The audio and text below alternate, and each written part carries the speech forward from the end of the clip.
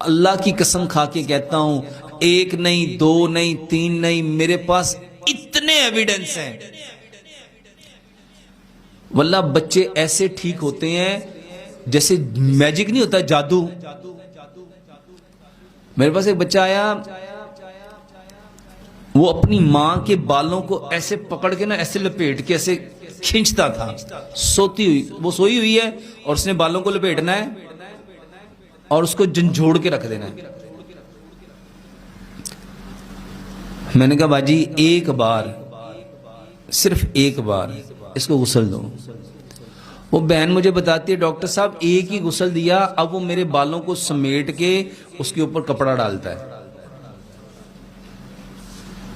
یہ کہاں سے ٹھیک ہو رہا ہے؟ اچھا بتاؤ، بچہ ٹھیک ہوا ہے کہ ماں ٹھیک ہوئی ہے؟ اس کو سمجھنا ہے میرے محترم بھائیوں۔ جب نبی صلی اللہ علیہ وسلم نے فرمایا جب ہم ہاتھ دھوتے ہیں تو ہاتھوں کے گناہ کیا ہوتا ہے؟ جب منہ دھوتے ہیں تو منہ کے گناہ، جب ناک دھوتے ہیں، چہرہ دھوتے ہیں۔ اچھا جب بندہ پورا ہی نہا لیتا ہے؟ میرے محترم بھائیوں، جب ماں باپ غسل کرتے ہیں نا تو واللہ اللہ ان کو پاکیزہ کرتا ہے،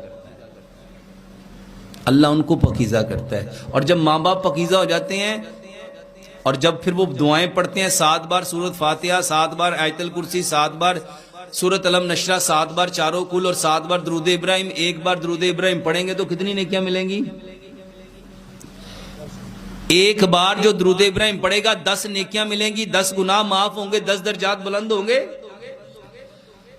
جب اس نے 7 بار اول پڑھا درود، 7 بار آخر پڑھا، کتنی نیکیاں ملی؟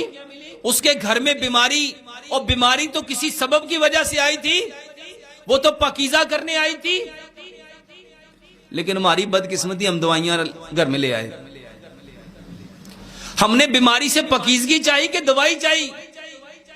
ہم ڈاکٹر کے پاس جا کے کیا کہتے ہیں کہ اس کا علاج کرو، یا کہتے ہیں دوائی دو؟ 90% بلکہ 95% لوگ کہتے ہیں ڈاکٹر صاحب یہ قصے کہانیاں نہ سناؤ، صرف دوائی بتایا کرو۔ اچھا بتاؤ، یہ قصے کہانیاں ضروری ہیں کہ دوائی ضروری ہے؟ یہ دوائی کھاؤ گے تو بیماری ایک حالت سے نکل کے دوسری حالت میں چلی جائے گی، جس کو سمپٹمیٹیکلی ٹریٹمنٹ کہتے ہیں، اور ہمارے معاشرے میں سمپٹمز کے اکارڈنگ علاج کیا جا رہا ہے۔ وہ بیچارہ ایک دوائی کھاتا جاتا ہے، گردوں کی دوائی کھا رہا تھا، کہتا ڈاکٹر صاحب گردے تو ٹھیک ہو گئے، میدا خراب ہو گیا۔ اچھا میدے کی دوائی کھاتا جائے گا، کہتا ڈاکٹر صاحب میدا تو ٹھیک ہو گیا ہے، آنتڑوں کا مسئلہ بن گیا۔ آنتوں کی دوائی کھاتا جائے گا، کہتا جی آنتیں ٹھیک ہو گئی ہیں، گردے دوبارہ سے خراب ہو گئے۔ کیا ایسا ہو نہیں رہا؟ میرے محترم بھائیوں، ایسا پتہ ہے کیوں ہے؟ کیونکہ ہم نے بیماری کا اصل سبب جاننا چھوڑ دیا۔ اس بچے کو ماں باپ کے وضو اور غسل کے پانی سے غسل دو، بہترین